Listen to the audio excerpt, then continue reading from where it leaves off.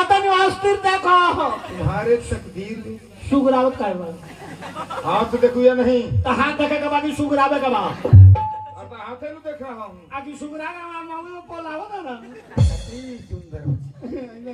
तुम्हारे नसीब हाँ हाँ तुम्हारे तकदीर में हाँ हाँ 2 बच्चा है बच्ची देखनी जी सच रे पहले को ना हो तो लोग कानू तो रात दुख होई तारे पर बकरी खानी खोसी पाठी मान अरे बच्चिया का नसीब में 2 बच्चा है हाँ हाँ तो बारी बारी करके होगा पारा पारा हाँ लेकिन हमको पूरा डट करके मेहनत करना पड़ेगा वो लड़का हमरा ना चाहिए हमरा मेहनत के लड़का चाहिए रोगा मेहनत का लड़का ले जाके खेला के उनका करे अरे झाड़ फूक का मेहनत करूंगा डरो मत झाड़ फूक हाँ हाँ और थोड़ा तुमको कष्ट सहना पड़ेगा लड़का ओकरा होई कष्ट हमरा हो वो दुख ना बर्दाश्त होई बाबा मर जाए अरे बच्चों क्या चीज का कष्ट समझ रहे हो कथी के पास जंगल से जड़ी बूटी लाना है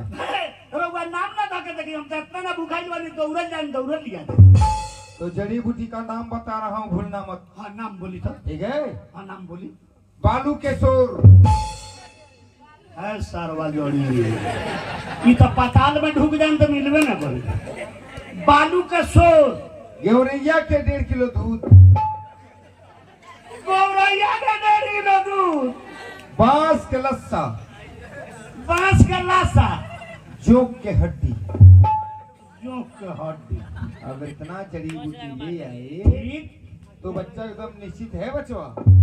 ई सामानवा तारा बाप की तुम हमको नहीं जानते हो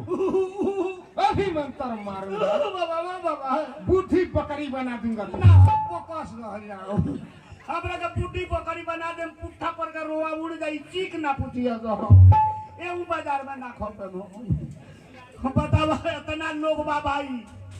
बालू के शोर होला हो खोजते खोजते सारा जिंदगी हो रही आ बांस में लाशा फेंकला अब औरैया 1.5 किलो दूध आई हो केने थान बा छीबी बा हां दूध में लोटा में ढूक गई हां जोख में हड्डी होला ई कहां मिली रे जंगल में तार बाप लिया ही बना ऐसी जंगल में सब चीज मिलेला सब कुछ मिलेला हाँ तो चाहिए लेके आई हाँ जाए जल्दी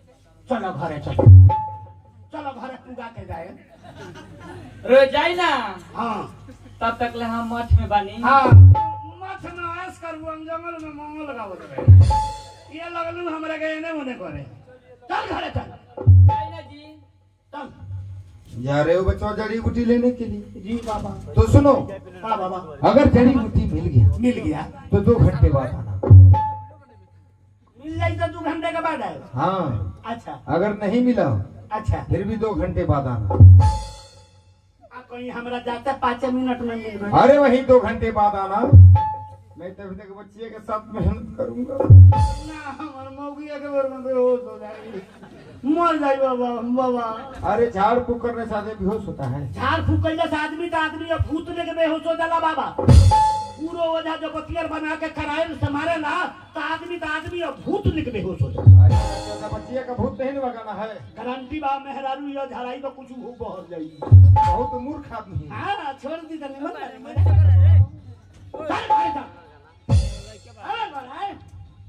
नहीं बाबा तो बोलू नहीं जाई ना बाबा के खाई है अरे जोरवा मारा है कहते चुपचाप जाए के कथिया लगल बन जो ही बेर से दादा हमरा बखी से याद ही एक मतलब और यूटी करन दा हमरा से मारामारी कोली तो ते ना जाइबे जाए ना तब तक लमी में बनी ठीक बात तब यही जानो अब जान गनी हम बेसी करन दा मारामारी हो जाई हमरा चल गइला पर हम काट पर बैठा रहिए ऊपर से हेपर रहिए हेपर से ऊपर जाइए आते जाते समय काटती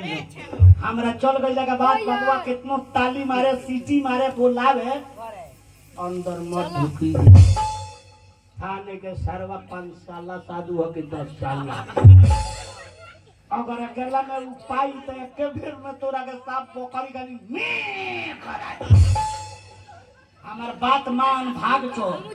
मेरे हमार पर विश्वास नहीं के बना विश्वास तो बड़ा महान दिल गवाई नहीं है दे तो रे जाए ना केथी चिंता कइले बानी ई बात बा उन्हें सायम नु हां तमार के इमे बैठ नहीं पाए अब बैठले पाए में कि टेम्पू भाड़ा क के हम तरह के ले जाए ना जी हां रे जाई ना अच्छा तो हम जाते नहीं अब ते ही पूछबे हमार बात मान चल गए है